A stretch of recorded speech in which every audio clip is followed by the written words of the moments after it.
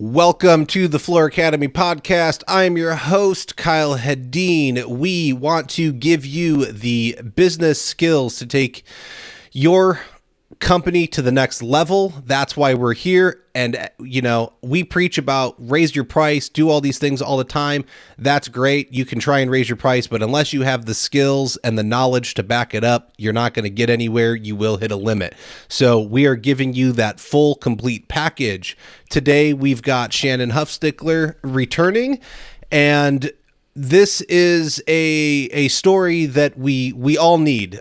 Business is not just numbers, and we need to run complete businesses. And if you're a person, and as you are, wow, man, I am doing so good after not recording one of these for like 3 weeks. Look, we're all human. We have problems, as you can see. So, we need to address the entire package, right? You can know your numbers for your business, but if your emotional and physical health are not firing on all cylinders as well, the business will suffer. And so we need to address this as an entire package, which is what we will get into. But I want to let Shannon introduce herself, let us know who she is, what she does, why she does it. And that's for those of you who don't know her. I'm sure most of you do. But if you don't, here she is. And let us know, Shannon. Who I am. Okay. Well, I'm a human. I'm a person. Thank you. First. Woman, secondly. And in my professional capacity, I am the social media community liaison for Schluter Systems. And I've had that position for a couple of years now. Before that, I was a territory manager for them. And before that, I was a tile setter. And before that, I was many other things: bartender, waitress, caterer. I don't know. We're not going to go back that far. But tonight, I think, speaking a little more in personal than professional, although those things, like you said, are connected and interdependent. But this is kind of a personal thing. So I'm sort of showing up here as, regular Shannon. Not a Schluter rep, right? We're not going to talk about Schluter. Correct. So we've had some interesting conversations. I always love getting on the phone with you when I can, because what should take 10 minutes generally takes like 3 hours. And then I'm like, where did that time go? And it still doesn't feel like it was 3 hours. So we've had conversations, and there is this recovery journey that you've taken, and there's been multiple steps to it. And I don't know that you would be at the professional level you're at right now without having taken this journey. And so I want to dig into that. I want to know what it's like. And I understand that everyone's journey is different, but I know through talking with you, there's usually commonalities. There's kind of milestones along the way. And so this probably goes back to when you were, let's see, there's that tile chick. You were that tile girl. Tile what you had your own name before that tile chick with the new Shannon girl, right. Yeah, you were that tile girl as Shannon. So right. now it's just confusing out there in the social media land. And I think there's tile gals and tile ladies and other forms. But yeah, so I was the tile girl as my that was my business name. I'm like mess with my hair now. Because running around town with Vincent on my clothes, everybody was like, what are you doing, painting? And I'm like, no, I do tile. So then people just started calling me the tile girl, and I used that as my business name. And then it became like my entire identity for some amount of time. Hey, but you were unique. So that's what worked. But how does this all play in? I mean, right? Like if my understanding's right, it there was stuff happening when you were doing tile. And then it like stuff happening. Yeah. Well, look, I don't know the whole journey. I don't know where you were at, but that's I would assume that the story kind of starts back then, if not sooner, and we can work our way kind of forward. But I want to work our way through discovering that, right, I have some kind of an issue. This is rock bottom. And then this is the journey that's taken place so far. And maybe there's not just one rock bottom. Maybe there's multiple along the way, because we keep on realizing Yeah. that we change as human beings, and it's like when you have an old car and you fix a part on it and then something else breaks, and so you keep on working down the line. It is very much like that. There's always something else to be worked on, and if you're willing to take that on, the journey never ends. You never Mm-hmm. get to the center of the earth, really. You just keep going. But obviously there's a beginning, even though, like I said, there's no end. Mm-hmm. And I think just to get into the drugs and alcohol part, I was a little bit of a late bloomer when it came to that stuff. I think I was probably 16 or 17. I know a lot of friends of mine that are in recovery started, maybe even younger than that, with different types of like substance abuse. But I was a little bit of a late bloomer, but I made up for it in short time, I guess. And I think that what I always find not unique but different from a lot of people in recovery that is.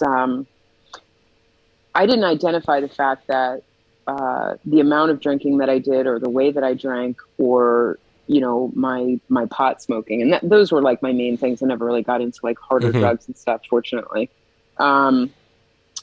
It was what everyone in my life was doing. It seemed very natural and Mm-hmm. not different from anyone else at the time, and even the frequency, the amount, all of that was in line with what everyone else in my life was doing. Yeah. And I wasn't experiencing the type of consequences that a lot of my friends in recovery did. Like, I've never been arrested.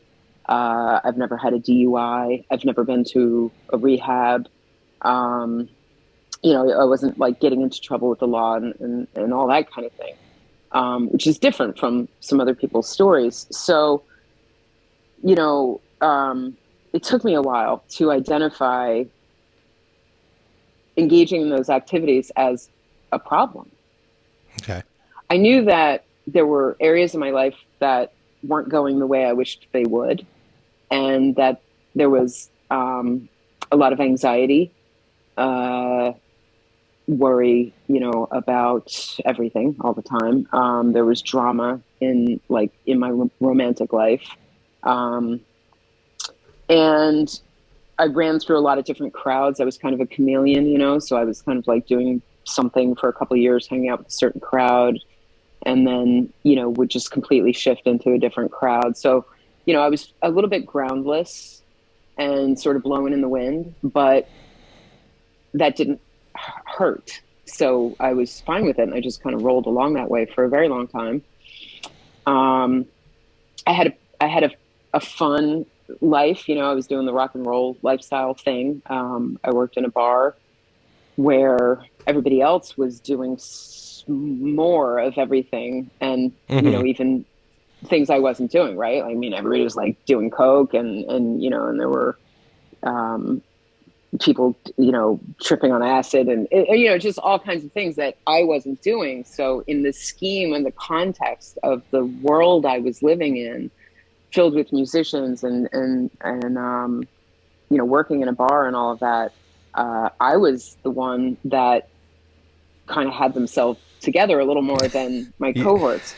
Well, I think it's normalized, right? In American culture, Totally. the you have to go to such excess to have people think you have a problem. There's having a couple of drinks every night after work is very normal, but if you go and talk to a doctor, more than like I want to say it's like two drinks in an evening is like binge drinking, and so that's a problem, right? Like according to like Everybody puts the bar in a different medical place, according to like medical standards. But right. How many successful corporate like high level CEO people are putting away a fifth a night? There's probably a lot. And it's well, that's okay, because he shows up Monday through Friday and he makes us hundreds of thousands and millions and billions of dollars. But is it okay? Probably not. Right. And the consequences that come from, your choices around like how much you drink or, what drugs you do and, the concept of, recreational drug use versus abuse, and Hmm. those are blurry lines because, you know, it's a problem if you think it's a problem. It's a problem if the people in your life that, care about you and think it's a problem, Hmm. but I think that what happened to me was, and and I didn't realize this except in retrospect, that all along the way during those years, from probably 17 to 27, where smoking pot happened every day, and drinking, I mean, I wasn't like getting wasted every night, but I worked in a bar, so I was definitely having a few, and there were many times when it was too many. Hmm. But everybody, like I said, everyone else was doing it too. And so it seemed normal. But what I Yep. did not realize is that all along the way, I was making choices about who I was associating with, right? So there were people that would come into my life who I cared for, who I found interesting, who I wanted to spend time with. But I think subconsciously, I knew that engaging in certain activities wasn't going to jive with those relationships. And so those relationships didn't get nurtured. And Hmm. eventually, Hmm. when you don't nurture a relationship, it dies. And Yes. so what I didn't know, like I said, till retrospect, was my my preferences, when it came to drinking and drugs, were making decisions for me that I didn't even realize they were making. There were a lot of opportunities in life that, I thought, well, like, I don't want to work there because they drug test, like there's Hmm. things that I Yes. missed out on. Yes. So, those choices and my, what I would call, like preferences at that point, um, they were driving the bus, but I didn't even realize that, so the fact that I ended up with being surrounded by a circle of friends who were doing the same thing as me was not accidental. It was not as normal as you would think, right? Well, I It think was it was like, that's confirmation bias. I surrounded myself with people who were exactly, doing the same yes. thing so that I didn't seem odd. But I wasn't consciously doing that, Uh, and that's one of the more yes. subtle ways that addiction can affect a life, without you realizing it. Well, I think, putting yourself around a mindset, and in this case, it was kind of an addiction mindset, right? All these people kind of are doing the same thing and they all justify that it's okay because everyone is doing a similar thing. It's mob mentality. And Totally. to make it business related, you do the same thing. There's the guys that work for, the large corporate identities, and there's a workroom and they all stand in the back and they complain about the rates and how they're being taken advantage of. But none of them step out of that mindset to go and further themselves. And then there's people like I'm pessimistic by nature. I've been that way forever. And until I realized I want to run this flooring business and I want to do my own company and I don't know what I'm doing, and I stepped out and I started reaching out to people that were way beyond me. And I was like, wow, you're like a millionaire. That's amazing. Can I talk to you? And they didn't have a problem with it. They were happy to give me their time. And then you start surrounding yourself with these positive, goal oriented people. That mindset Right. rubbed off on You me. level And up. Yeah. exactly. Yep. And so I think, just like you said, right, you weren't nurturing those relationships that could have been positive, and you got stuck in that mindset, and they're addicting. Not just the drugs and the alcohol and all that, but the mindset's addicting. And it's The easier to lifestyle. stay. And yeah. Yes, it's easier Yep. to stay where you're at as opposed to being uncomfortable. Change requires being uncomfortable. Nobody likes being uncomfortable.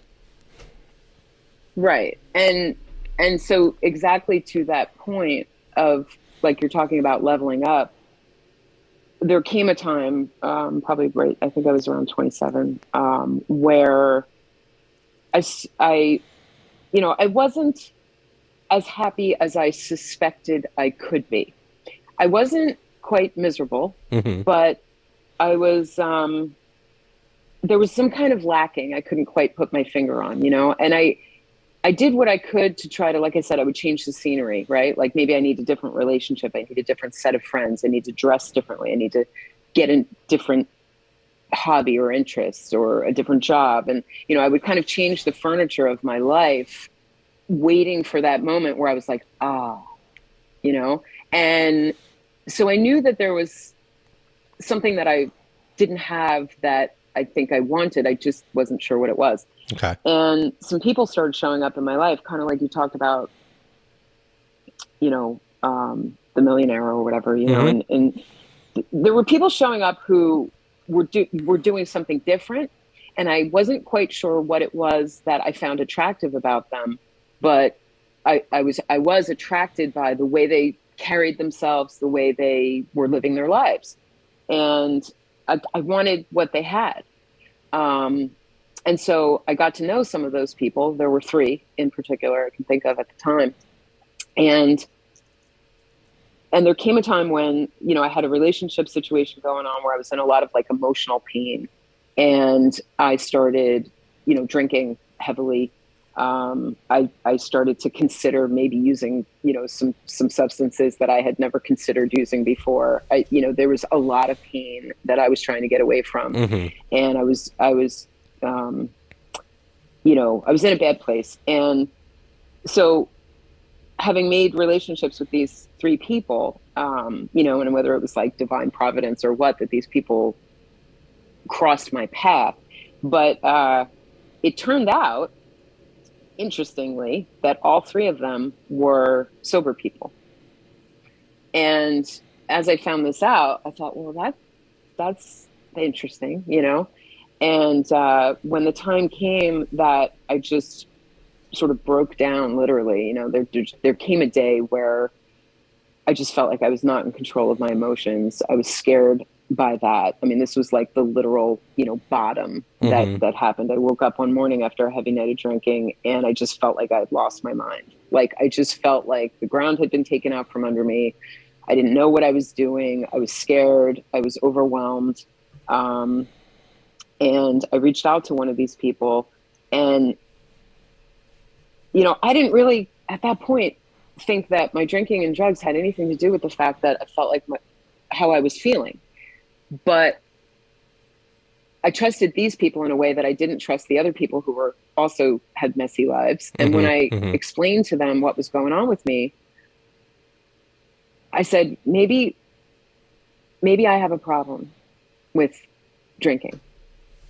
Like it was like, it was grasping at straw, like, because I was like, these people seem to have themselves together. I want that. They all don't drink. Maybe if I don't drink, I can have what they have. I'm willing to give up drinking if I could be them, because I didn't want to be me anymore. And I was willing to make that concession. That wasn't necessarily me saying my drinking is a problem and I need to do something about it. It was like a weird sideways, like, let me try this and see if my life gets better when I put the drink down. It was an experiment of sorts, That's how it started. Okay. And, well, so can we go back a second? Like, what really was, I mean, you were talking about like you woke up and you just emotionally felt destroyed, but what was going on? Like, where were you at? Were you struggling with if you were still doing tile, right? Was the tile business falling apart? Are you behind on rent? Like, how bad is bad? I wasn't necessarily like behind on rent. I was always kind of messy about paying my bills. Like, things got paid when people were yelling at me to pay them. And it wasn't because I didn't have the money. I worked my butt off. I was waitressing and bartending. I probably at that point had maybe, I think I was going to school. I wanted to go back to college and try to finish the degree that I had given up on shortly after high school, because it just wasn't fun going to school. It was more fun, going to work in the rock bar and hanging out with rock stars. Sure it is. So I was trying to change my life, and it wasn't working. And I had a breakup with a guy. I had been dating a sober guy for a minute. And I think I always had the idea in my head that that, like I said, I was associating, like the boyfriend was always the problem, you know? And so I got myself into a relationship with somebody who was sober and had themselves together, thinking that I had finally found the key to my happiness by picking the right guy. And all of a sudden in that relationship, what became evident was that I was the problem. And that kind of floored me, because it was like, oh, I always thought I just picked the wrong guy. And I didn't realize that I was bringing my own stuff to the relationships of the Yes. past that made, so that was devastating to me. Well, it's eye opening, right? You And start realizing right. things that aren't wrong. Yeah. Yeah. And it scared me, so I started drinking really heavily, and the night before that morning, I had gone out and I was obnoxious with friends, and I think I kind of came to in a blackout in a pool with some people who I didn't know. And I sort of like came to as I'm sitting in this pool and I'm looking across at someone fully in a conversation with them. And as I come to, I realize I have no idea who they are.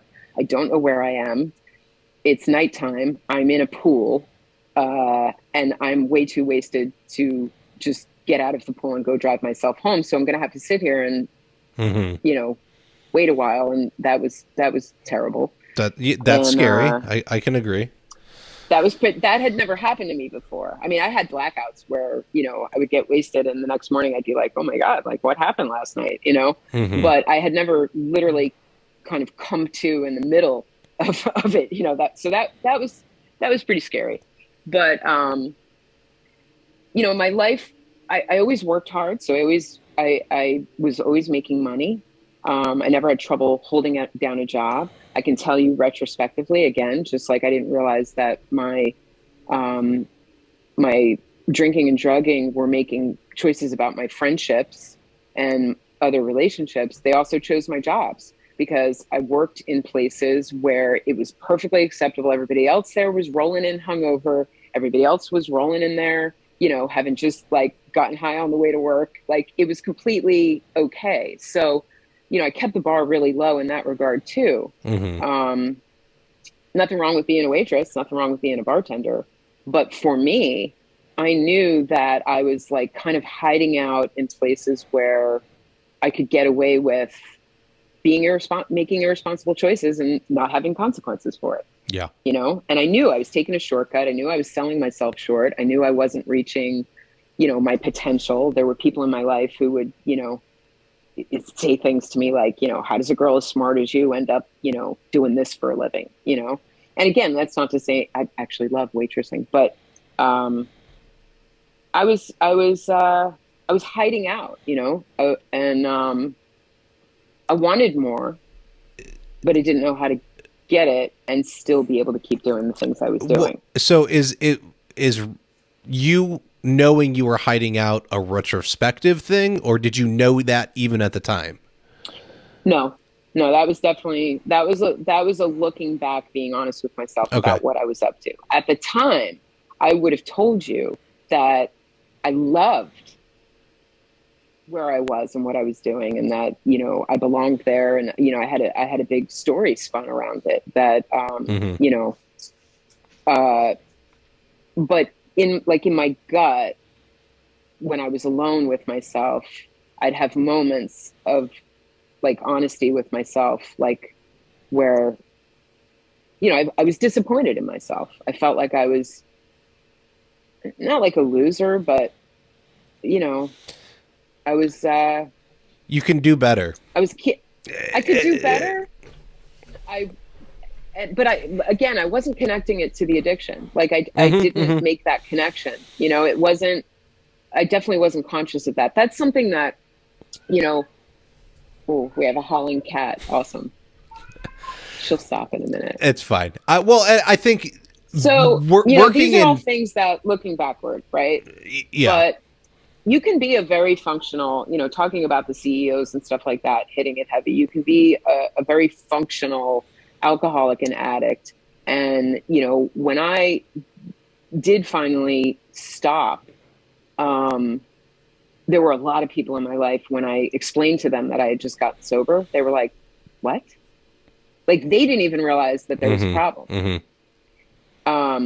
They were like, I've never even seen you be like sloppy drunk. Like, what are you talking about? And, the answer to that was the only time I got sloppy drunk was when I was with people where it was acceptable for me to be sloppy drunk. Yes. Those people that were saying that to me were the people that I removed myself from so that I could go do and behave the way that I wanted to without the consequence of their judgment. So I had sequestered myself and boiled my life down to this very small life where,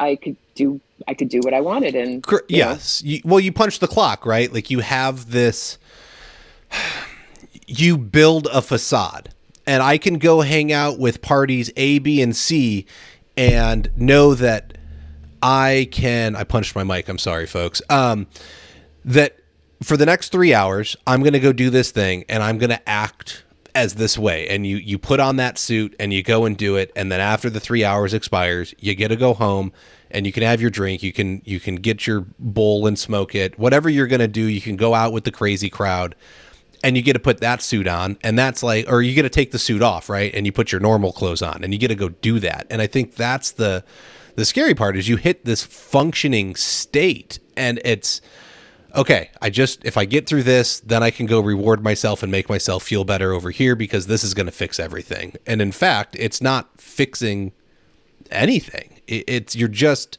hiding it. And then to go back a little bit, working in the trades, you get so much interpersonal reflection time that it's scary because a lot of us are in a room by ourselves working. What else do you have to do other than think about stuff? Exactly. Yeah. And so I think a lot of us know what's going on and it's just a matter of, no, that's too difficult. I'm not dealing with that right now. Like, let me move on to something else. Right. No, and that's exactly, I think there comes a time where the truth becomes you can't when you can't ignore it, and that happens differently for everybody. But I think that for the most part, the nature of addiction is, denial is the name of the game, because the moment that you admit that it's out of control, then the jig is up. Yeah. then because then you have to take responsibility for it and do something about it. Or if you don't, it just makes you feel worse because now I was ignorant of the fact that I was, feeding an addiction. Once I realized that's because, to go forward just for a minute with the story, because it makes sense here, that was to 1999, I think it was, when I got sober the first time, the experiment, right? Like, I'm going to follow this guy who I admire and these couple of other people that showed up in my life, and I'm going to go try to do what they do so that I can be who they are. That was going to fix things. And that only lasted less than 2 years. Because all I did was pretended to be living the life that I watched them living. I was mimicking,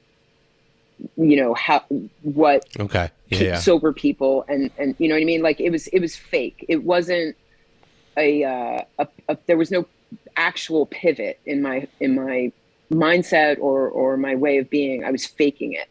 And it was excruciating because, part of how I used and abused drugs and alcohol was to cope with, my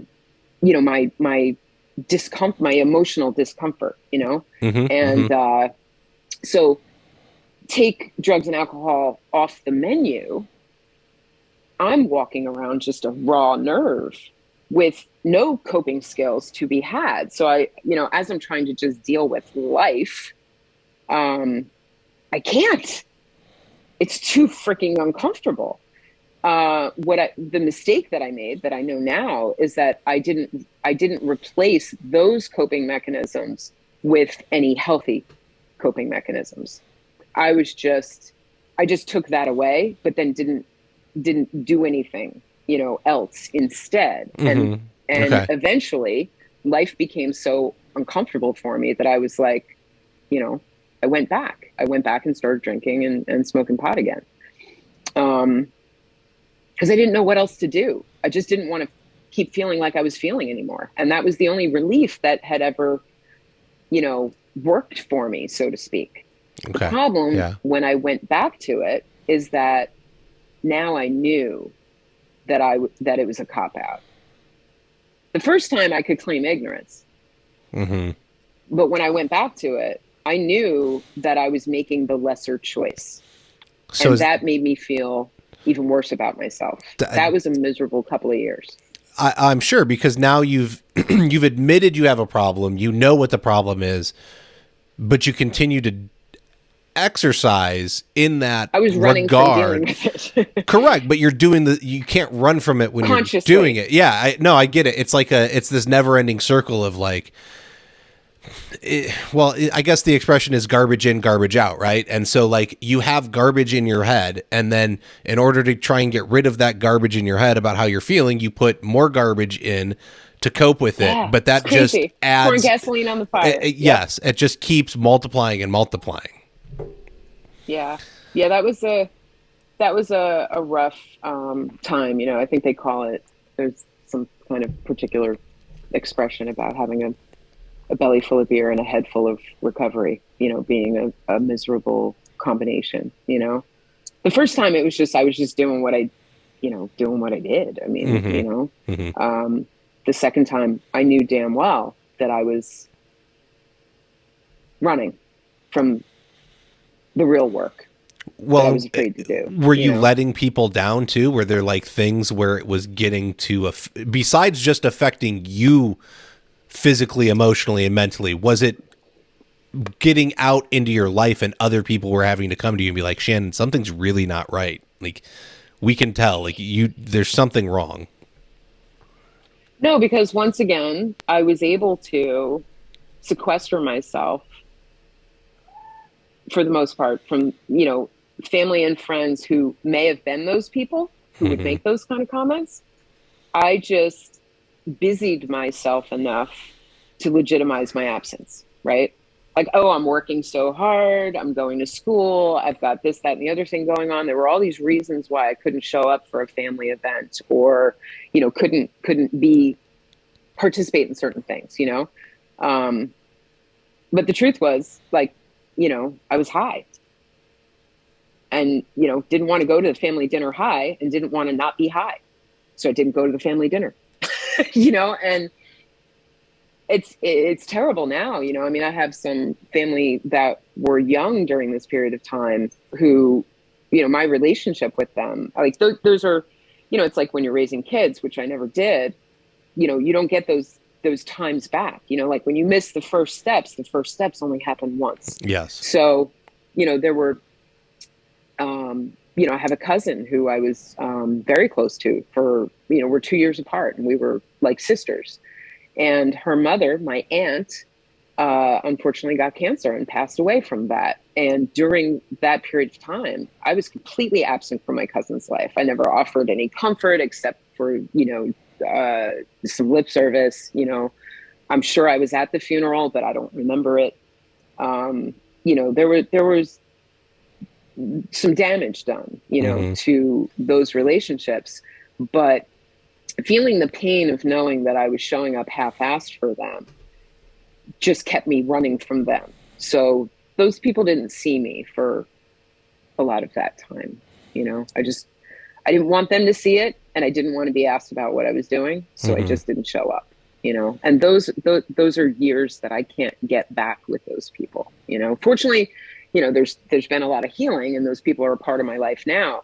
Yeah. And part of how I try to, make amends or to make that up is by being damn sure that anytime I'm asked to show up, I'm there with bells on, now.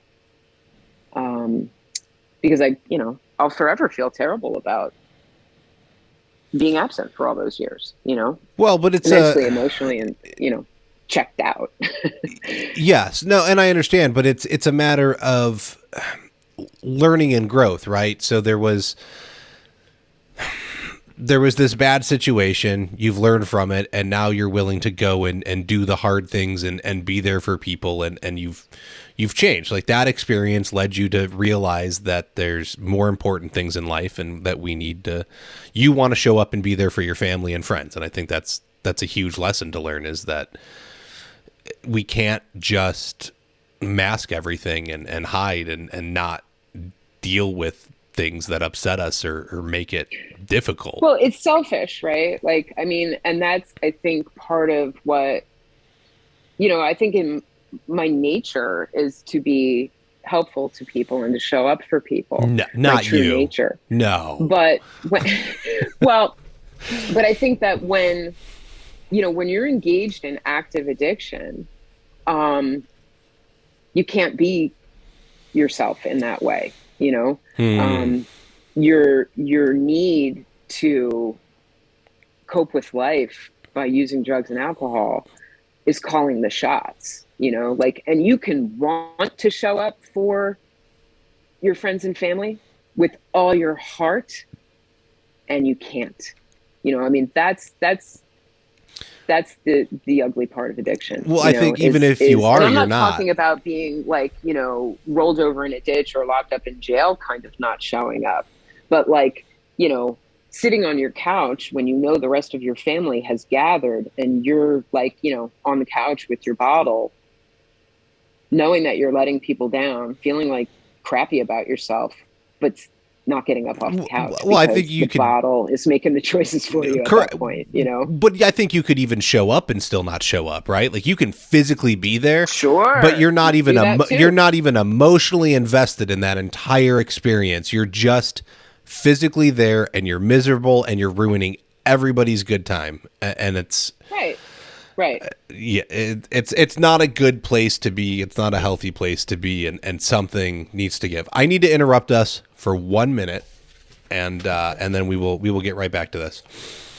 Okay. The International Surface Event. Sorry, I haven't read this one yet. So this is. I'm sorry, folks. The International Surface Event, the annual flooring, stone, and tile sourcing experience in Las Vegas, has a unique experience for the industry. Introducing the Surfaces Show Home, Caliboo Vineyard by Jennifer Farrell. Surfaces is working with celebrity design and TV host Jennifer Farrell to develop a 7,300 square foot show home in California. The home is under construction, but due to the technology from Visualizer Plus, the industry can experience virtual room reveals each month. They plan to view Gosh darn, I am so sorry. Then plan to view Caliboo Vineyard in person or virtually summer 2022 during the home tours. Visit www.caliboovineyard.com now to sign up and join the journey. Okay, so that's cool. So Surfaces is building this ultimate show home. Thank you. I think you did great, because I'm interested now. I want to click on the link or do the thing, because I'm like, what is that about? That sounds super interesting. In talking with the marketing lady, it sounds like a very, very cool thing. So it is this giant home that this designer has purchased, and they are working with all kinds of industry folks that attend Surfaces to make super duper show home, and it's all stuff that you can probably go and see at Surfaces this year. So it sounds like it's the ultimate like show home to put on a tour. Hello, Kitty. All right. Yeah. So now that we've distracted ourselves from the seriousness, we got to dive back in. I'm sorry. No, that's fine. I'm used to bouncing in and out of it, but I think that, we may have gotten a little off track from part of what our original intention was here, because I haven't really tied it into the business part of things, right? Well, like, it is, and though, the effect of all that, Look, it's all related, because once again, if you don't have you as a person in place, and we were just talking, like, you could physically show up to a family event, to a business event. I can go to an estimate and not be there.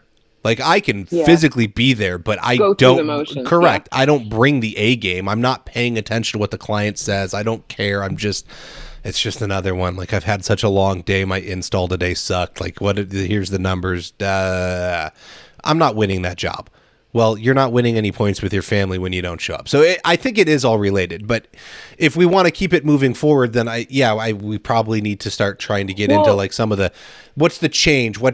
How is the, right.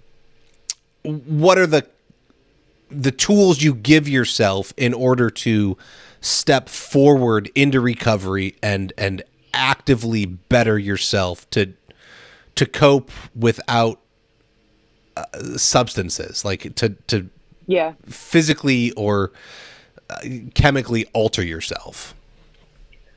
Well, I think that part of what you just said is a big piece of it, or at least for me it is, because when you talk about being, being someplace but not really being there, I think that's a big part of what I have recovered, if you want to talk about recovery, which is the ability to be where my feet are, to be fully present and engaged in whatever the activity is, I think that especially when you're in a business situation where relationships are critical, people know when you're not dialed in. They're aware when you're yesing them, or you're, like when you're not Yes. fully engaged, you can kind of feel that, and I think that when you have the ability to really show up in a conversation with someone or whatever, it's a pretty powerful thing. And when you got the drug and alcohol thing going on, you can't muster that, So it's interesting to have watched how, when I manage to do the things that I need to do to be able to feel comfortable and safe being where my feet are, living in the moment, being with the person that's in front of me and not in my head in the past or in the future, but actually being where I am, it's a very powerful thing and a tool that I think equals success in a lot of ways. I've watched people, kind of come to life in that way, where, the relationships become deeper and richer and more fruitful, and when you apply that in your business life, certainly, people feel like they can trust you, right? Because you don't seem sketchy, you don't seem distracted, you don't seem, agendaed or concerned with something other than them. And people appreciate that and want to, be with you more. It's attractive. So when you're in the business of selling yourself, whatever that means, your skill set, your, whatever you're bringing to the table, when you're asking people, give me your money and I'm going to give you X, Yeah. The fact that you are fully there in that conversation is, it's a powerful selling tool, not that you want that to be your motive, but it's a byproduct. Yeah. Well, you have to be present with people, but is there it sounds like, at least for you, and I'm similar, I think, in that you have to make yourself vulnerable and expose emotion in order to connect. I think that's just a normal human thing, is like, you have to be willing to put yourself fully out there. And when there's alcohol and drugs involved, it kind of puts up this wall. There's this fake thing going on where you're never fully out there. Yeah. That's the goal when you drink alcohol, right? Is to numb some of your consciousness, and that's exactly what it does. But, how that shows up in your relationships and how it affects your engagement level with people. Yeah. That's the downside of it, right? Like, you may be less anxious and more at ease because you had a drink, but you're also maybe, there's a price to pay, I guess is all I'm saying. But I think that, when you talk about the tools, right? So, I'm an anxious person. My brain goes 1,000 miles a minute. I'm probably some like undiagnosed ADD or whatever. I have, a lot going on upstairs all Mm-hmm, the mm-hmm. time. And and it's hard to manage. And I also have a tendency, for whatever reason, like maybe it's my birthright, to steer more automatically toward the potential negative in a situation first. So I don't wake up like happy, shiny, positive, ready to meet the world and like everything's going to go great. I don't wake up like that. I wake up um, worried and, Mm. afraid and anxious. And I think part of what I was looking for by drinking and especially with smoking pot, because that just like brings you down. Um, I was, medicating all of that. And so when you take, like I made the choice that drugs and alcohol needed to be removed from my life because there were consequences of having it in my life that were no longer acceptable to me. Mm-hmm, mm-hmm. But I still had to deal with the underlying issue that I wake up negative and scared. What do you do with that when you can't medicate it? And, that's been a journey, because I think I've tried a lot of different things, Okay. Fortunately for me, 12-step group was and is still a big part of what has helped me learn new coping skills. Um, it's helped me to understand better what my triggers are. Um, I've benefited from sitting down and actually, literally writing out on paper a list of all the things I'm afraid of, and sharing that with people who I trust and respect, and just getting honest about what it's like to be me, what it's really like to be me, Mm. Mm-hmm. and finding out in those honest conversations, because it starts out, I think for me, recovery started out with, one or two people that I would share my true self with, like I had never done before. And part of the reason that I never could share my real thoughts, my real feelings with people is because I was afraid that if I did, I they wouldn't like me. Well, They wouldn't like it, it's a house you of know? cards, right? It's gonna be it'll all fall apart so easy. Right, like because they think I am this, they have an idea of who I am, and only I know that I'm not really the person they think I am. I've just convinced them that, Mm-hmm. Mm-hmm. I'm this or that. But in my, it's like they all think I'm super sweet and nice, and in my head, I'm killing everybody. But they don't know, you know. Yeah. Oh, So, okay.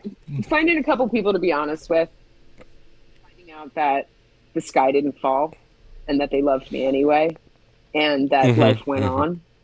It's a little experiment.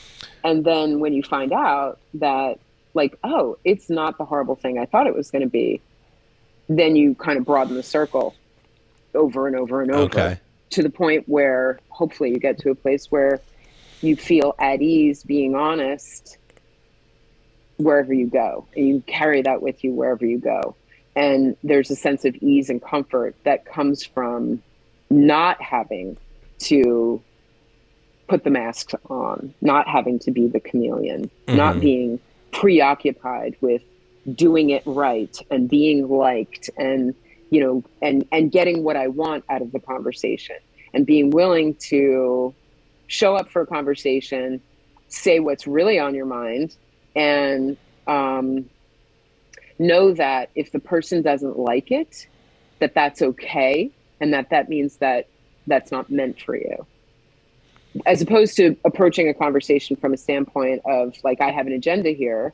I want this person to like me. I want this person to respect me. I want this person to give me their money, whatever it is, Mm-hmm. Mm-hmm. and crafting your personality to be able to extract from them what you're trying to get. That was Mm-hmm. my Mm-hmm. old MO. And if you just show up as, come as you are, show up like either it's going to be good enough for that person or it's not. It's going to be attractive or it's not.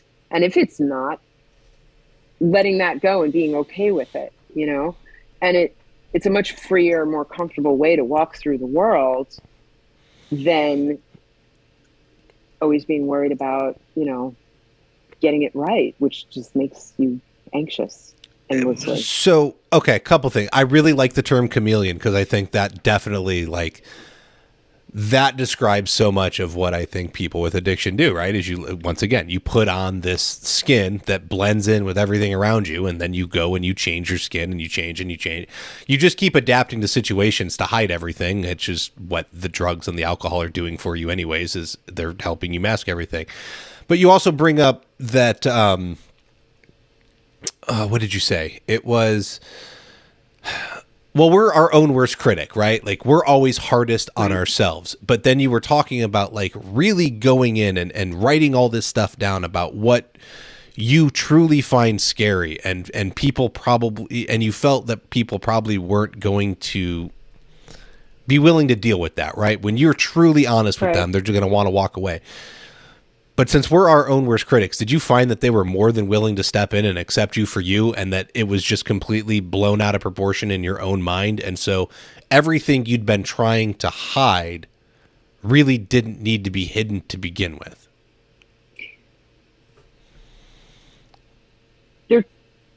There are two pieces of that. Yes, there were a lot of boogeymen in the mix there. There were a lot of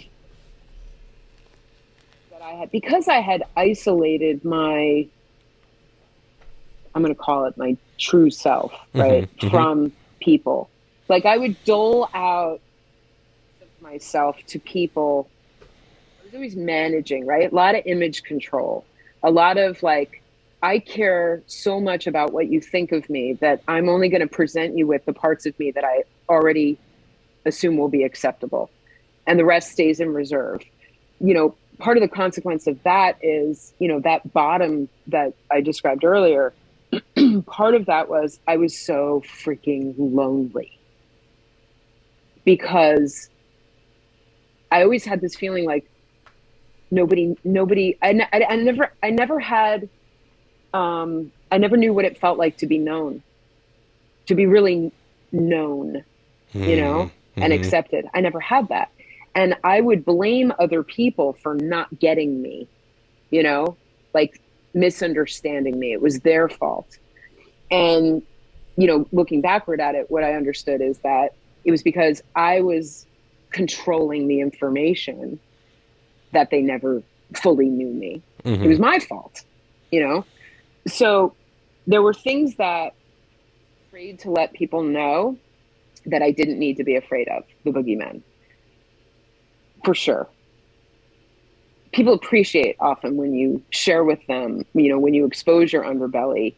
And I'm smiling because I'm thinking of a conversation with Trask. Trask and I like to talk about the underbelly. Anyway, I think that when you expose that vulnerable part of yourself, people appreciate it because they also have it. And they don't know that it's safe to expose it until they watch someone else do it and survive that. And then it becomes okay for them to do it. So it's a beautiful thing. But the other side of that is there were a lot of parts of me that are, in fact, unacceptable to other people. There are things about me that some people don't like. And I thought my job was to hide those things so that I could be liked by everyone. Now what I understand is that I don't need to be liked by everyone. That's actually impossible, right? Yes. And so I just be me, and some people like me and some people don't. And that's okay. There was a time in my life when the idea of someone not liking me was so excruciating that I would compromise and hide pieces of myself to avoid the pain of somebody not liking me. Not invited to that party, not offered that opportunity. I'm not in that circle. That hurt so much that I was willing to compromise who I was to be able to get in that circle. But the problem with that is that you get in that circle and it's not really you that's there. You don't really get to fully enjoy it because you've cheated on the test. right? It's like, Yeah. it's this whole false way of living that is very unsatisfying. And, you know, like I said, I got to a place where I felt like nobody in this whole world really knows me. It's a very lonely place to be. But when you start being honest with someone and opening yourself up to people, then you don't feel lonely anymore. You don't have to feel that pain anymore. You know, that's one of the gifts of recovery. You know, I love that they call it recovery. It's like recovering a book, you know, but I think it's a lot more uncovering what was always there but hidden, you know. Okay. Kind of recovering your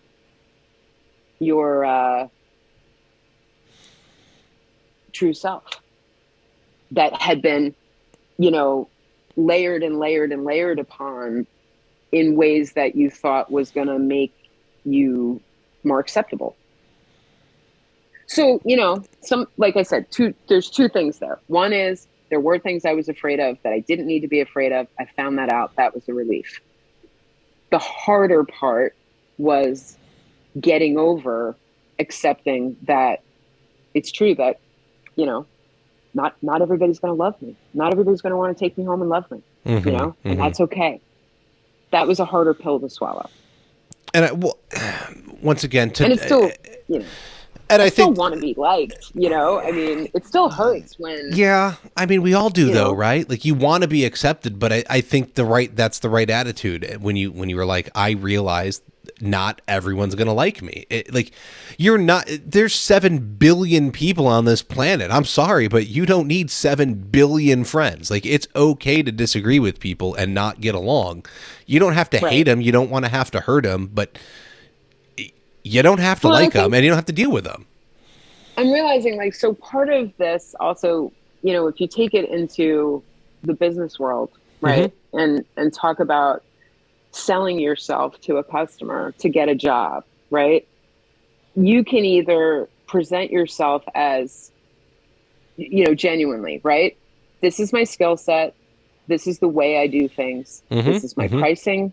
You know, this is the package, right? Yep. And you can bring that to a customer honestly and lay it out there and be fully prepared that if it's not acceptable to them, that's okay. You're just not their guy or that you're not their installer, right? And being willing to walk away from those jobs and be okay with that, you know? So I think that if your whole modus operandi is tweaked so that you're selling yourself short, selling yourself falsely and cheating on the test to get in the door, you know, that never goes well. It doesn't play out well, right? Like, you know, you compromise maybe your methods and your practices because it's not in their budget for you to do it the way that you would like to do it, right? That never goes well in a work situation, you know? So I think that when you're operating like that, when that's your whole system of how you do things, it shows up in your personal life. It shows, you know, it shows up everywhere. You're bringing that with you everywhere, you know, and it's a bad recipe. Yeah, for sure. So I think it can, so, you know, once you make the shift into that place where you understand how to be honest and trust that that's going to be good enough for some people and not for others. And then you take that into the business world. It's a beautiful thing because you don't end up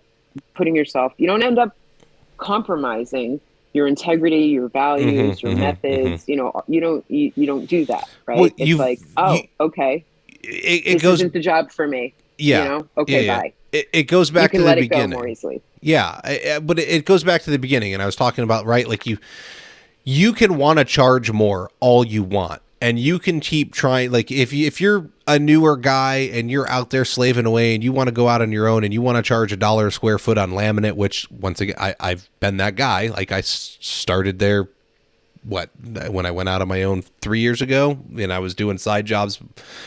I hate calling them side jobs. I was taking projects on the weekend and doing them like $1 a square foot and installing baseboard for $1 a linear foot. Right. And then I learned some skills, and I learned how to sell better, and I made it $1.25 and $1.50, and then I'm $2, and now it's $2.50, and like you have to take those skills and level up and get ahead. And so at first you're willing to take anything, and like you said, right, that's when you're operating at this level of like, I need everybody to like me. I just need everybody to like me.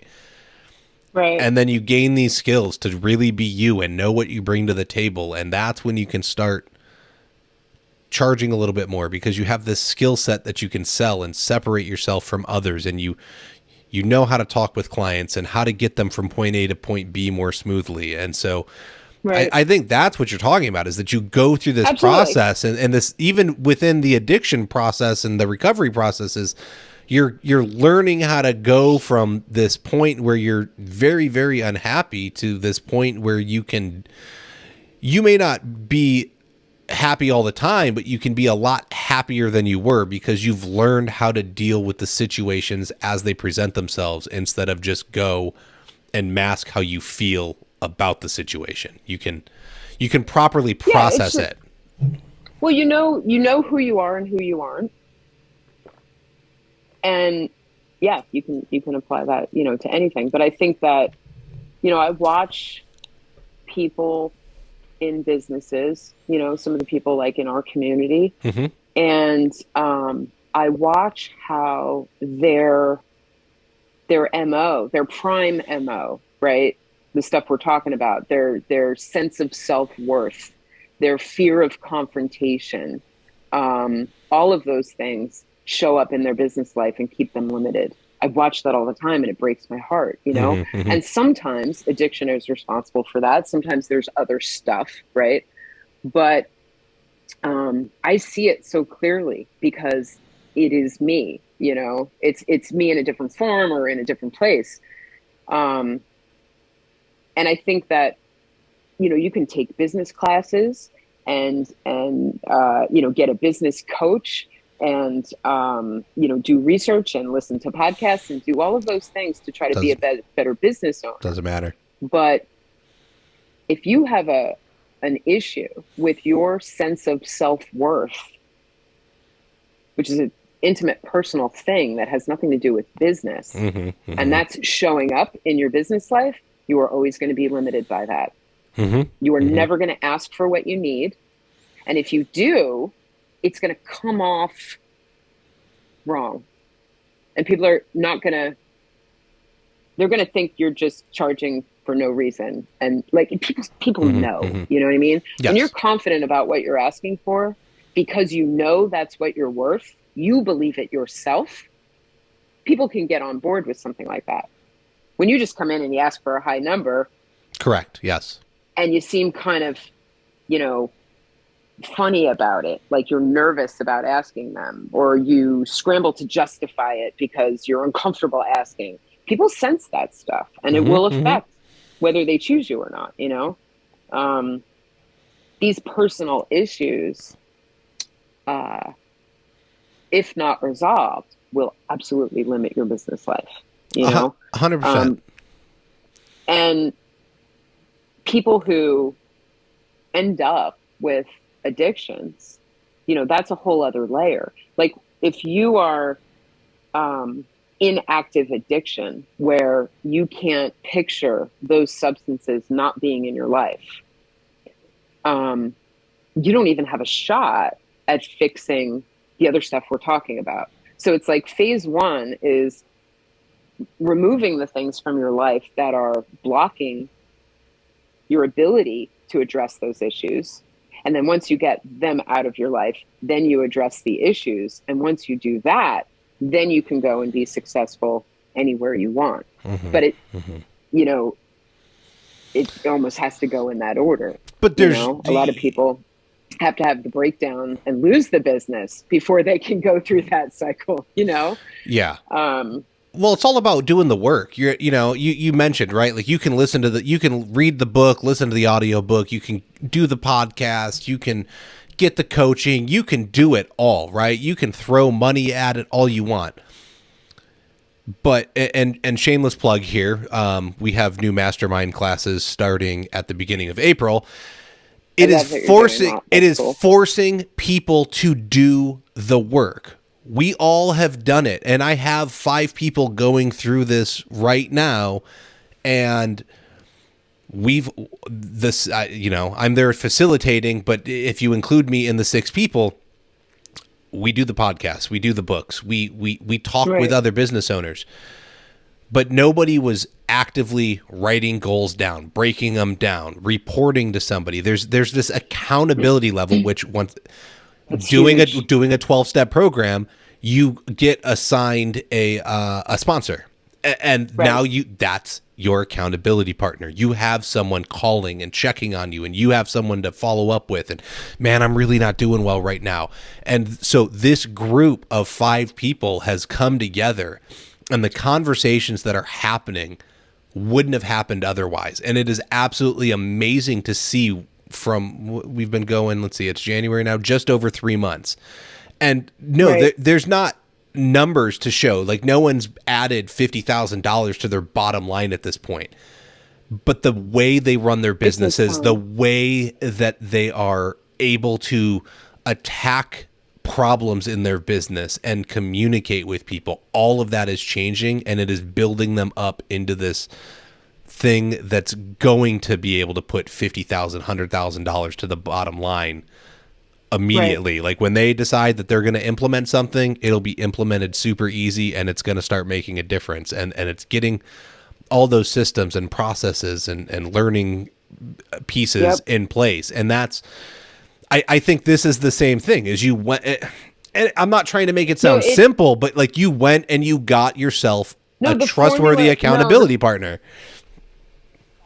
I think it's so beautiful what you're doing in that group. And I had the,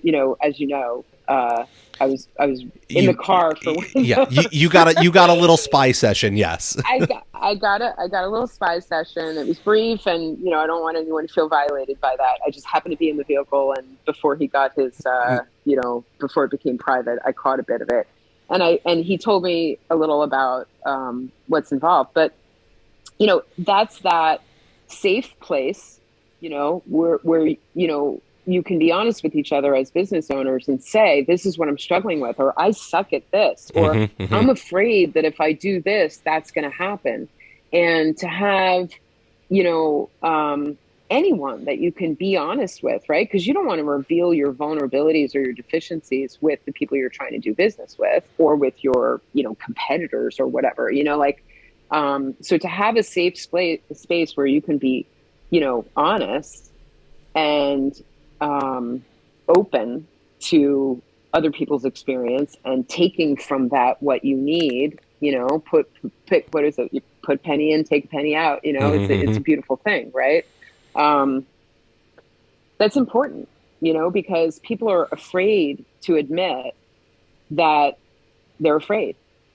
Or that they're lost, Well, or that and they're failing, or you don't want to. yes. So you kind of need a like a buddy system, and so those little groups like that, and same goes for recovery. When you go to like a 12-step meeting, you're in a room with a small number of people, and you can spill the beans safely. And then people help you sift through the beans and keep the ones that are worth keeping. And maybe they'll throw you a couple if, it's that exchange is magical and powerful and life-changing. Well, So it's good work you're doing there. Well, the same thing is Not happening personal, but is business. correct. But the same thing is happening is right. Like, at the beginning, you were talking about how you were able to pay your bills. You may not have paid them on time, but you were paying your bills. You had the money. You were able to hold down a job. You could run this company, and it made positive revenue. You weren't putting it in the red. It stayed in the black. And I think a lot of times us as business owners, okay, hey, no, you were in the black. Okay, we're sticking with that story. Well, But I think it speaks to the story, though, of everything I'm saying about your mindset. Like, I got sober right when I started my tile business, and I was not a good business owner. And part of the reason that I was not able to be a good business owner is because of those things I talked about, right? Like, I didn't have a sense of my own worth. okay. So I wasn't pricing myself appropriately Got it. for, the skills I was bringing. So I was not making the money that I should have been making, and Hmm. that made my Hmm. life harder, right? Got it. Um, so, it's all tied together, but I It's think that there's going to come a time when, like within your group, even, and I don't know who's in the group, but if they're engaged in an active addiction, they will reach a point in the journey to become a better business owner where they'll be limited by the fact that they have an active for sure. addiction. There will be meetings they don't make it to. There will be meetings where they're not fully present. There will be, maybe some drama or things going on in their life that stops them from, Hmm. Hmm. being able to raise the bar for themselves. That's the sad part about addiction, which is, like I said, like that's the first thing that needs to be addressed before you even have a Hmm. shot at doing anything else. Well, but yeah, and I think we do the same thing with our businesses though, because it became very apparent to everyone in the group immediately that like they're all successful in their own right. There's multiple different levels of people involved, from people that have, are doing millions a year to, making six figures as an installer on their own. It's a very interesting, diverse group, but everyone had to start actively working on their business because they told these four other folks that like, hey, I'm going to do these things. And The it accountability. Yeah, became yeah. immediately aware to them that I'm not as successful as I think, and my business is not as strong as I thought it was. It was like the conversations that came back were like, oh, we just thought we were doing okay, but we could be doing so much better if we were to like get off our butts and actually fix this issue over here and this issue over And some here. people will be It's intimidated right out of the room, just right there, right? and Like but that, like it's the herd thins, correct. But I think how have you, being in a 12-step program, I'm sure you've seen people walk in the room, get the coffee, the meeting starts, and someone's probably walking out because today's not the day, they can't admit it to themselves and sit down and do it. So it's kind of the Well, same yeah, thing. and I mean, I've been sober now. The journey started in '99, right? So I don't know how Okay. many years all that adds up to, 2023. but I've been sober now 18 years, going on 19 years. It's a Okay. long time, long enough that I've watched people come and go in and out of recovery. I mean, I did it myself, right? Initially, Mm-hmm, I mm-hmm. wasn't ready. I've watched people who gave me pearls of wisdom from their experience, who came upon some emotional pain or some event in their life that to them seemed insurmountable, and they abandoned their recovery to go back to the relief that they thought they would get from drugs and alcohol. Mm-hmm, mm-hmm. I've watched all of that. I've watched people leave and come back. I've watched, and I've just stayed. Thankfully, I've been able to keep my seat, so to speak. Mm-hmm, mm-hmm. They told me when I sat down, look to your left and look to your right. Only one of you is going to make it. And I remember, looking at my two buddies that were flanking me at the time and like, who's it going to be?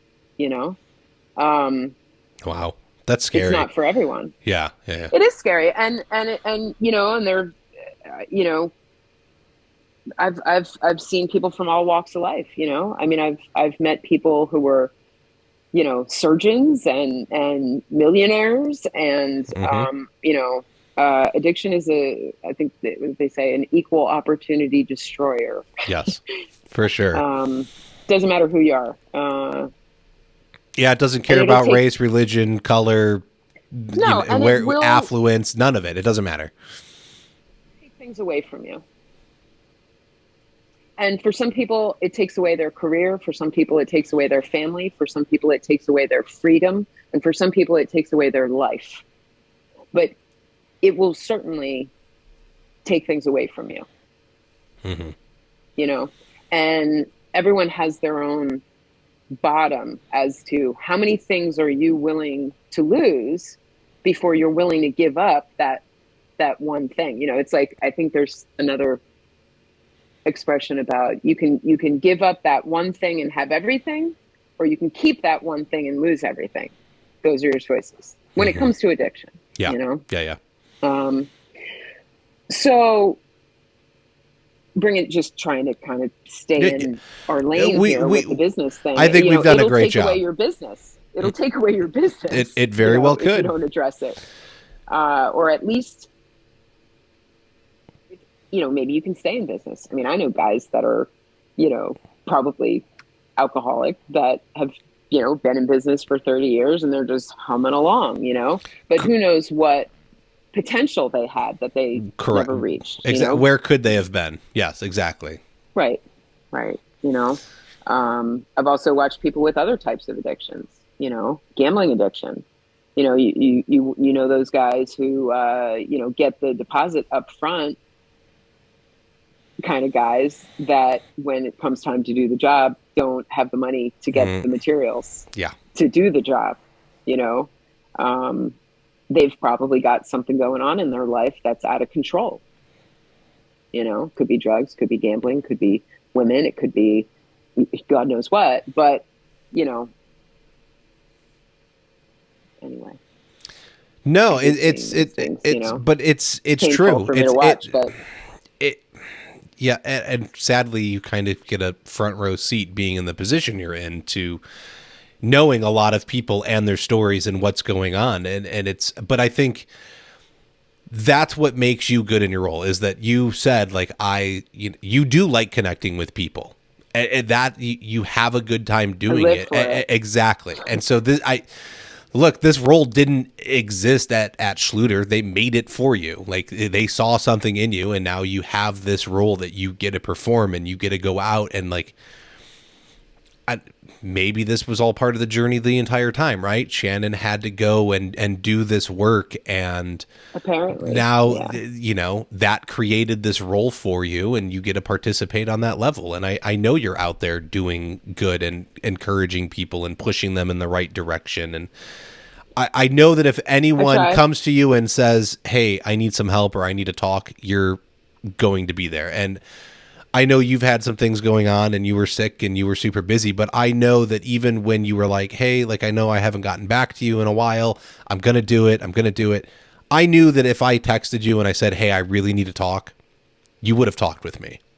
But it was never that serious. Okay. But I know that if it comes down to that, you would have been there.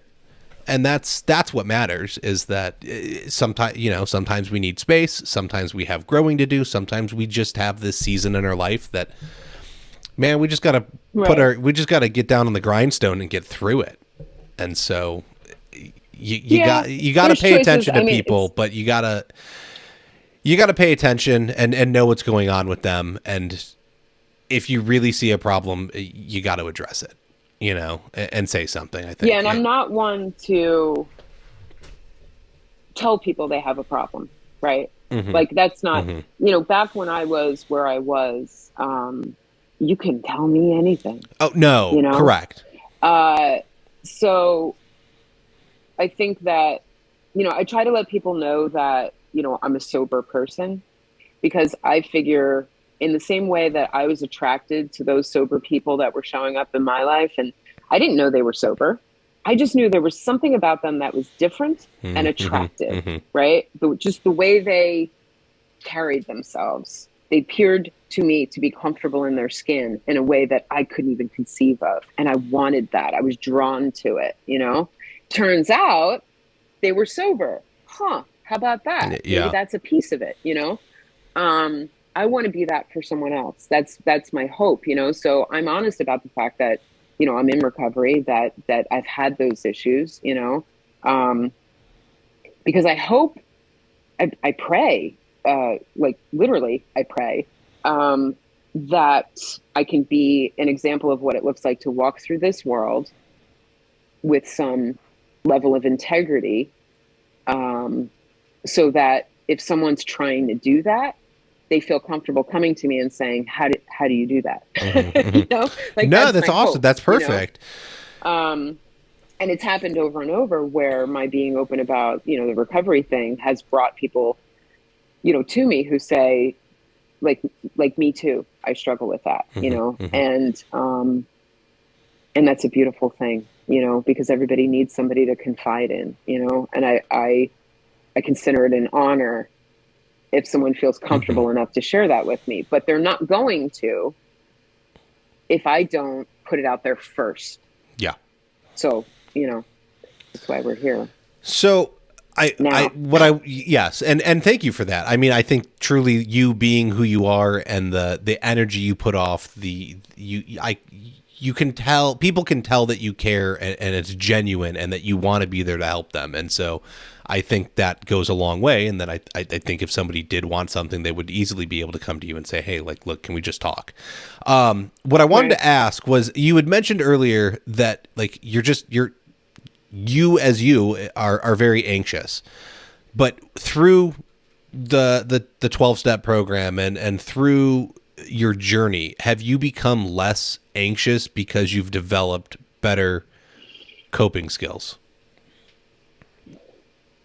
Yes. I have experienced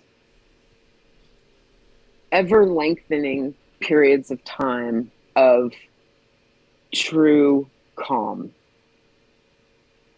And sometimes it's fleeting, because I get in my hamster wheel and I kind of amp up, I also drink too much coffee, which doesn't help me, but I can sit still now. I never used to be able to do that. I had to be busy because I was, matching my activity to like my I was vibing at a certain frequency, I can sit now and be comfortable. Like the sky isn't going to fall if I don't stay constantly active, like I'm not like trying to hold things together and putting fires out, Yeah. I've systematically over a long period of time, this took a long time to systematically shy away from or actively remove things from my life that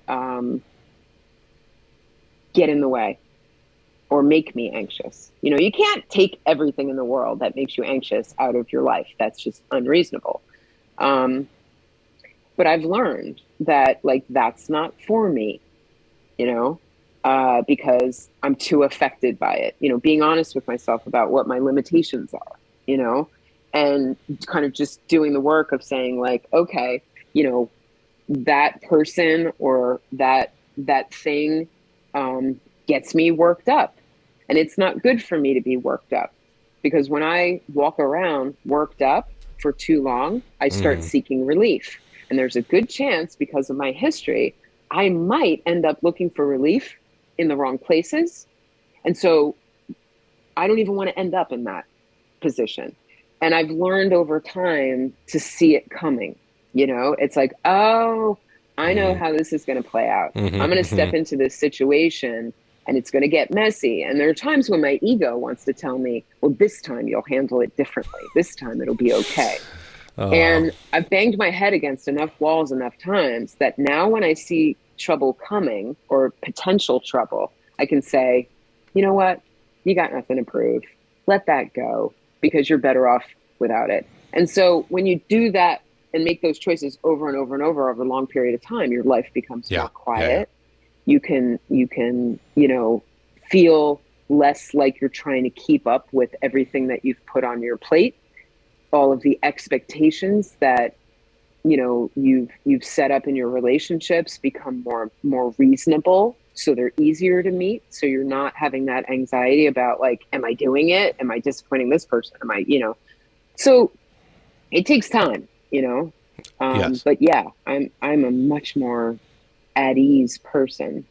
Now. Yeah. Okay. So it's work. But I think that's everything, right? Once again, like if you're not getting uncomfortable, you're not growing and changing. So you have to get in there and do the work. I could talk with you forever. I know that. I was trying to see. I don't have my glasses on, so I can't see the timer on the phone. But I was like, yeah, we got to be like we're getting there. Yes. So, is there something I should have asked you that I did not? Oh, what a great question to ask that I was completely unprepared to answer. Um, I think that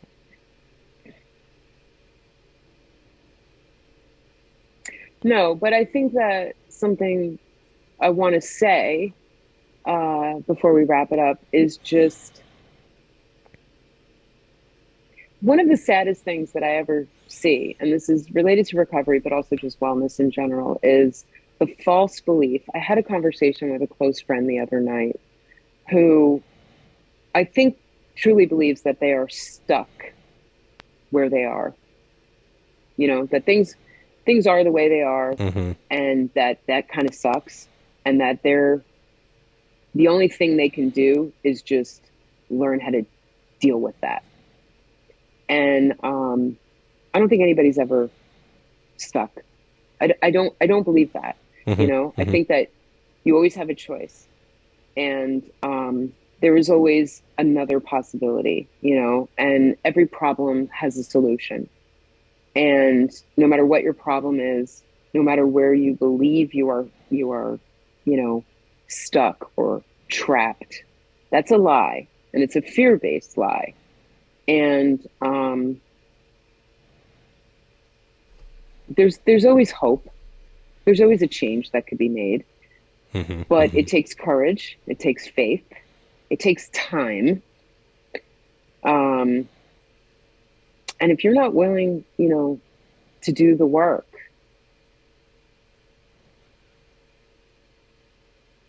that's sad. It's not this life that you're living, whoever you are, is not imposed upon you. You have far more choices. People have a lot more choices than they believe that they have. For sure, yes. But the thing is that when you acknowledge that, then you have to take responsibility for making the choice, and that is where people get stuck. They get stuck in the fear of stepping through that, ring of fire to the other side of things and trying something different. Yeah. Yeah. They say in recovery, the definition of insanity is doing the same thing over and over and expecting different results, and that's what that is. That's, it'll be different this time. I'm going to do the same thing I always do, except it's going to be different this time. Yeah. And it's not. You have to do something different if you want to get different results. Correct. I agree. I agree, like, for your friend, right? I think there's seasons in life, and you may be stuck now, but that doesn't mean that you'll be there in 6 months. But you're right. It's going to take some kind of change. And a lot of times we don't want to change. We actively make ourselves stuck because the effort to go a different direction. Correct. Yeah. Well, I don't want to get up and I don't want to get out of bed and put on my pants today. I want to lay around in my sweatpants and be depressed and wallow in self-pity, and it feels great. Well, at some point, you're going to have to get up out of bed and stop wallowing in self-pity and suck it up, buttercup, and go do something that is a change. I don't care if it's stretching for 2 minutes. I don't care if it's looking for a new job. Whatever it needs to be, you have to go make some change. And that goes back to that mindset thing. You have guys and gals that sit there and I'm never going to get ahead in this industry, and the retailers just want to take advantage of me, and look, we can blame everyone else. Correct. You can do that, or you can get up and you can go do something different and hang out with different people and get a different mindset and put effort into different things. You don't have to watch 4 hours of reruns on TV every day or spend 3 hours on Facebook every day. You have options. You can invest that time into learning a skill, because if you've got Facebook or TV, you probably have the internet and you can go watch a bunch of videos and learn a skill. Like, being able to learn a skill these days is way easier than it's ever been. You don't have to be able to go to college or anything. So you just have to make more accessible. Yeah. Yeah. You just have to make the decision to do it. And I think that's what it's going to come down to is that's what all of this is about, is even the recovery is making the decision to change, no matter how uncomfortable it makes you, but ultimately, as you are living Right. proof to, you are now way more comfortable with your own self and much happier in your daily life because of the change and the work you put in. And that's way more rewarding than trying to continually mask it and hide it and numb it. Yeah, which is just exhausting. But I think, when it comes to addiction, especially, the first step is even being able to be honest with yourself about the fact that what I'm doing now isn't working. Mm-hmm, mm-hmm. That's the bitter first pill that has to be swallowed. When you're in active addiction, when you're drunk, when you're high, you're not thinking clearly. Yeah. There comes that moment of clarity and honesty where you say to yourself, this is in the way. I'm going nowhere if I continue down this path, or I'm going nowhere good. Mm-hmm. And when you're honest about what that is, really, what that really is, that you're addicted, that opens the door to every possibility possible. But that has to happen first, that moment of honesty with yourself that this isn't working, whatever it is, Mm-hmm. Mm-hmm. So did we do it? I think we did we it. do the thing we came here to do? I feel like this is kind of like a natural. Yeah, we're wrapping no, it up here, I think this is a beautiful place to go. And so what I want to say is, if you truly feel you need some help, you can reach out to me. My phone number is all over the internet. You can look up Illustrious Hardwoods. In fact, you know what? Here, 602-888-3361. Feel free to contact me. I'm sure if you are to reach out to Shannon through Facebook or email or however you want to get a hold of her, her info is plastered all over the internet too. I know that. Yeah, I'm not hard to find. Or look up a 12-step recovery program. There's there's Al-Anon. There's like you've got Alcoholics Anonymous. You've got Narcotics Anonymous. You've got probably some kind of sexual addiction anonymous. It runs the gamut, right? Like, there's a lot. You can get help, okay? If you need it, please go ask. All you got to do is ask. There are people that are going to help you. Please go get help. We want you to be better. That being said, I this is a very serious thing, and it's not to be taken lightly, and I don't think we didn't joke about it, but I want it to be known, like, this all started as a business podcast, and I wanted business information, and I've quickly realized that, well, that's great, and that there are amazing business podcasts out there. The physical, the mental, the emotional health needs to be taken very, very seriously. As entrepreneurs, as small business owners, we can get so caught up in what we're doing and ignore our families and ignore our health and push ourselves to the end of the world to please clients, when honestly, if you just tell them it's going to take 2 more days and you communicate clearly, they're not going to give a shit.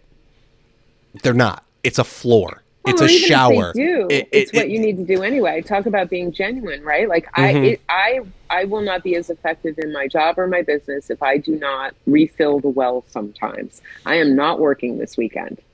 I need to be with my family. Yeah. I need to rest. I'll be back on Monday. Please. And sometimes they're not going to like it. You got to do it anyway. Yes, but at the end of the day, most people have more than one shower or bathtub, and their floor, correct. Yeah. Their floor is functioning well enough, 98% done. Like, unless the sand and finish guys are a little different because they don't put on final coat and people walk on it, they're all kinds of screwed. But Look, at some point, like, and overperform. there you go. But like, within reason. Right? Yes, but I want it to be known, like, this is a really serious issue. Like, we have to take care of ourselves, and I want to start focusing more on this, and that's why I've had some of these episodes, especially like last year. I had my buddy Zach come on from the film world because he literally, like, he cracked. He had a mental breakdown. He put himself in a 30-day program here in Arizona and worked on his mental health, and it's been absolutely amazing for him. And so this stuff matters, and we need to focus on it. It's not just numbers and being able to charge more at the end of the day. Being able to charge more may be able to afford you some better mental and emotional services, which is great, but that's probably true. That's probably true. We've got to be able to get there. So you take care of yourselves. That's what I want to say is take care of yourself, please, because you're not going to do anybody any good, especially if you have employees, if you're falling apart on the inside. I think I always bring it back to, I fly on a lot of planes, when they give the speech about the oxygen mask, you put the oxygen mask on yourself first. Yes. Because if you put the oxygen mask on someone else and you pass out, who's holding the oxygen mask, right? Like, it doesn't make any sense. You have to put the oxygen mask on yourself first. You have to take care of yourself first. And then that makes you better at doing all the other things you need to do. Yes. So it is the most important thing. And I don't think it's selfish.